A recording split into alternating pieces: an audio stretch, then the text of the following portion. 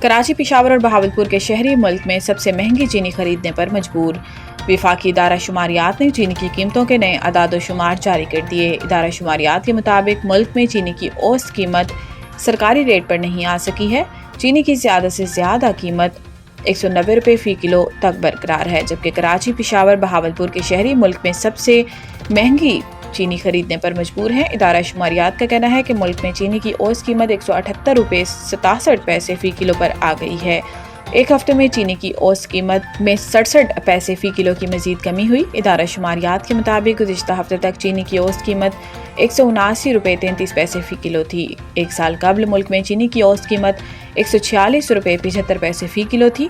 وفاقی حکومت نے 15 جولائی سے چینی کی ایکسپل قیمت 165 روپے فی کلو مقرر کرنے کا اعلان کیا تھا، جبکہ اسلام آباد میں 172، پنجاب اور کراچی میں چینی کی ریٹیل قیمت 173 روپے کلو مقرر کی گئی ہے۔